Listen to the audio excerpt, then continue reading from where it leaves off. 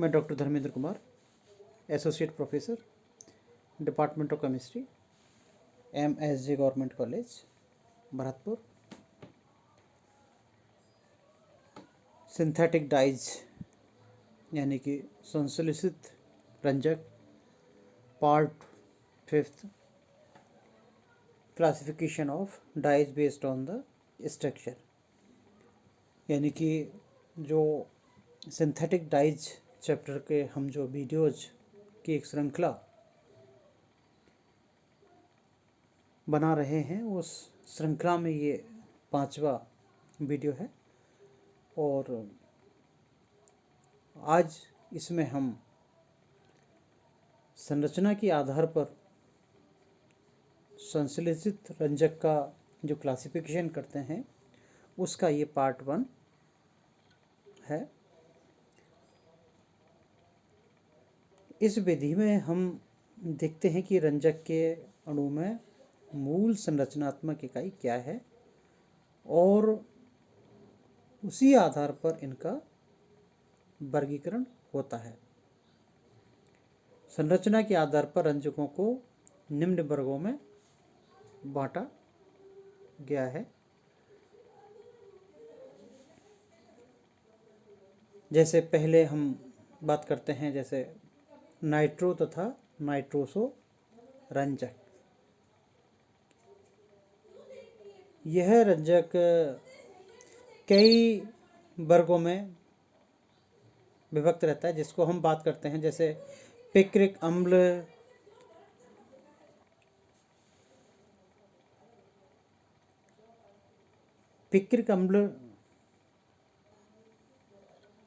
जिसको हम 2,4,6 ट्राइनाइट्रो फिनॉल भी कहते हैं। जैसे यहाँ स्ट्रक्चर में हम देख पा रहे हैं, ये ऊन तथा रेशम को चमकीले पीले रंग में रंगते हैं जो स्थायी नहीं होता, अतः इन्हें कच्चा रंग कहते हैं। दूसरा मार्टियस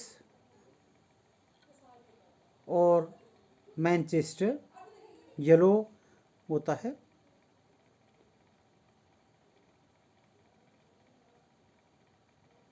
इसमें इसको हम जैसे एग्जाम्पल होता है कि 2,4 डाइनाइट्रो 1 नेप्थॉल। जैसे ये हम संरचना देखें तो ये संरचना काफ़ी पार्टों में विभक्त रहती है। जैसे इसकी ये संरचना है, यह रेशम तथा ऊन को कच्चे पीले रंग में रंगता है।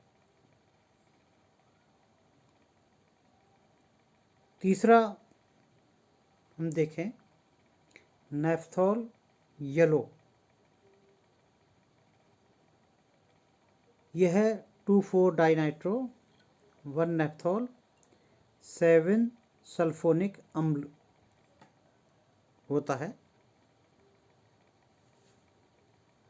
जैसे स्ट्रक्चर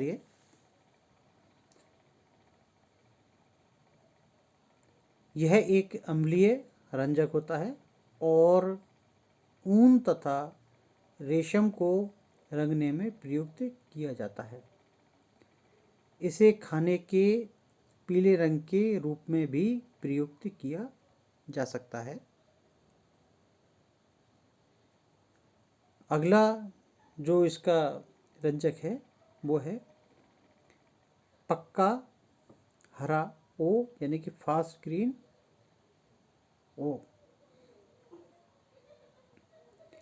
यह डेसरोसिनॉल का डाइनाइट्रोसो व्युत्पन्न होता है और निम्न प्रकार से, जैसे यहाँ स्ट्रक्चर हम देख पा रहे हैं, से इसमें टोटोमेरेज में प्रदर्शित होती है। जैसे यहाँ स्ट्रक्चर है और डाइऑक्सिम बनता है।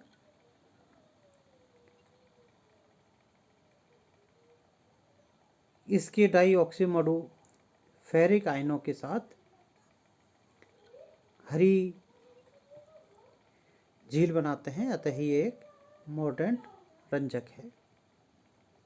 अगला है गैम्बीन आर तथा गैम्बीन वाई। ये दोनों ही अल्फा नेप्थोल तथा बीटा नेप्थोल के नाइट्रोसो व्युत्पन्न होते हैं। जैसे यहाँ स्ट्रक्चर हम देख पा रहे हैं, ये दोनों मोर्डेंट रंजक हैं और ऊन को रंगने के काम में आते हैं। इनका रंग प्रयोग में लिए गए मोर्डेंट की प्रकृति पर निर्भर करता है। आयरन के साथ ये हरा रंग बनाते हैं। तो इस प्रकार ये जो भाग हैं,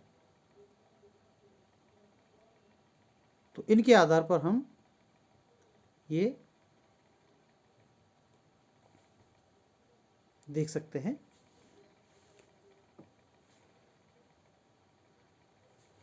अगला है डाइफेनिल मेथेन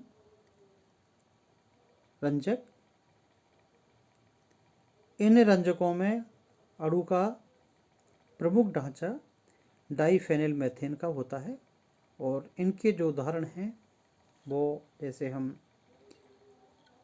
ओरामाइन ओ और ओरामाइन जी, दो भाग इसके हैं।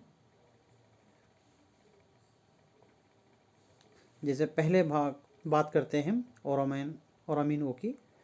यह एक पीले रंग का, जैसे स्ट्रक्चर हम इसमें देख पा रहे हैं, यह एक पीले रंग का क्षारीय रंजक होता है जिससे सूत, रेशम, ऊन, जूट, कागज तथा चमड़े को रंगा जा सकता है।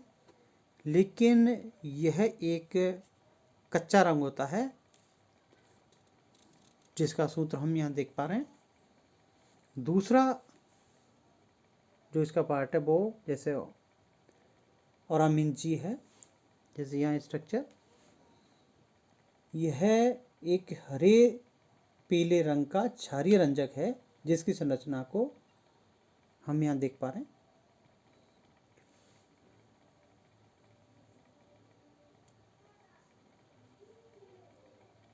अगला जो इसका पार्ट है वो है ट्राइफेनिल मेथेन रंजक, जो इसका वर्ग है। ये ट्राइफेनिल मेथेन के एमिनो व्युत्पन्न होते हैं और इस वर्ग के जो एग्जाम्पल हैं जैसे हम यहाँ देख पा रहे हैं, मेलाकाइट हरा,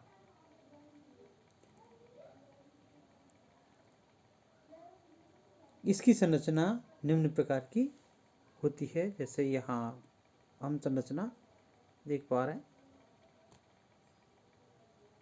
ये संरचना मेलाकाइट ग्रीन की है। यह ऊन तथा रेशम को सीधा रंगता है जबकि सूत को टैनिन से मोर्डेंट करने के बाद रंगा जा सकता है। इसके रंग काफ़ी चमकीले होते हैं लेकिन ये धूप में पक्के नहीं होते। अपचयित होने पर यह रंगहीन ल्यूकोक्षार में बदल जाते हैं, जबकि क्षार के साथ ये रंगीन क्षार यानी कलर बेस बनाते हैं।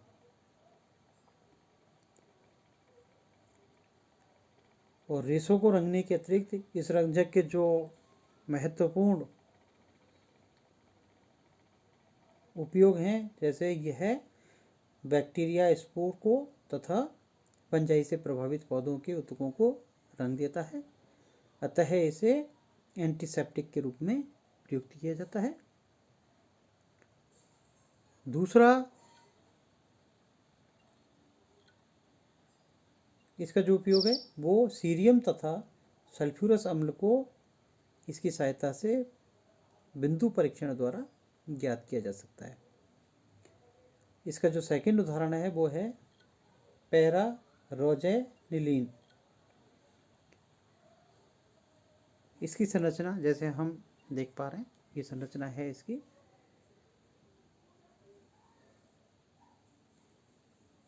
यह रेशम तथा ऊन को लाल बैंगनी रंग से रंगता है और सूत को टैनिन मॉर्डेंट के बाद रंगा जा सकता है।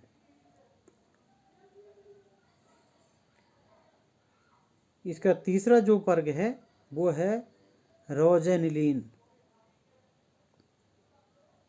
अथवा मैग्नेटा अथवा फुशीन। जैसे इसकी स्ट्रक्चर हम देख पाए तो ये इसकी स्ट्रक्चर है।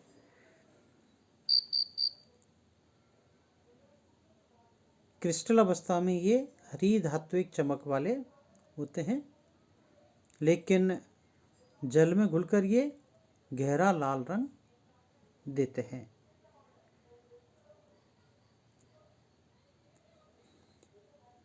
अगला है इसका क्रिस्टल वॉयलेट और बेसिक वॉयलेट 3। जैसे इसकी स्ट्रक्चर हम देख पाएँ तो ये इसकी स्ट्रक्चर है। ये कांस हरे रंग के क्रिस्टल होते हैं जो जल में घुलकर गहरे बैंगनी रंग का विलयन बनाते हैं। प्रबल अम्लीय माध्यम में इनका विलयन हरा तथा अधिक प्रबल अम्लीय माध्यम में पीले रंग का होता है। इसका अणुसूत्र हमने देख ही लिया। यह ऊन तथा रेशम को सीधा रंगता है, जबकि सूत को रंगने के लिए मॉर्डेंट की आवश्यकता पड़ती है। रेशों को रंगने के अतिरिक्त इसके कुछ अन्य जो उपयोग हैं वो हैं, इसे स्याही, स्टैम्प पैड तथा टाइपराइटर के रिबन बनाने में प्रयुक्त किया जाता है। जीव विज्ञान अध्ययन में विभिन्न कोशिकाओं तथा ऊतकों को रंगने में भी इसका उपयोग होता है। जले हुए शरीर तथा घावों पर इसका उपयोग कीटनाशी के रूप में किया जाता है। यह फंगसनाशी के रूप में भी प्रयुक्त होता है। अगला जो इसका एग्जाम्पल है वो है ओरिन या रोजेलिक अम्ल। इसे रोजेनिलीन से बनाया जाता है। रोजेनिलीन का डाई एजोटीकरण के पश्चात जल अपघटन करवाने पर एमिनो समूह का परिवर्तन हाइड्रोक्सी समूह में हो जाता है, जैसे यहाँ हम देख पा रहे हैं। इसके क्रिस्टल लाल प्रिज्म जैसे होते हैं जो क्षार में घुलकर गहरा लाल रंग बनाते हैं। इसका उपयोग सूचक के रूप में, पेंटिंग में तथा दीवार पेपर की प्रिंटिंग करने में किया जाता है। इस प्रकार हम यहाँ जो देख पा रहे हैं इनके काफ़ी उपयोग यहाँ करते हैं। इसके अलावा अन्य भी हैं, जैसे थैलिन तथा जेंथिंग रंजक, और भी जैसे इसके हम देखें इसमें डाइबेंजो 1,4-पाइरेन इसके या जेंथिन इसके एग्जाम्पल होते हैं। उसमें फिनोफ्थलीन, फ्लूरेसिन आदि स्ट्रक्चर के बारे में हम बात करते हैं। ये रोडामिन, पायरोनिन आदि इसके होते हैं। इसके बाद इसमें दूसरे भाग भी जो होते हैं, लेकिन इनका जो भाग रहता है या जो स्ट्रक्चर रहती है, तो इसमें स्ट्रक्चर का मुख्य रूप से सहभागिता रहती है। जो स्ट्रक्चर होती है उसी के आधार पर इनका आगे का विभेदन किया जाता है और उसी के अनुरूप ये सिंथेटिक डाइज हैं वो उपयोग में लाई जाती हैं, जिनका कि विभिन्न तरह से हम प्रयोग करते हैं। और चाहे इनका एंटीसेप्टिक के रूप में उपयोग करें, चाहे हम इनको रंगने के रूप में उपयोग करें, चाहे हम फंगसनाशी के रूप में उपयोग करें, तो ये विभिन्न प्रकार से उपयोग में लाई जाती हैं। धन्यवाद।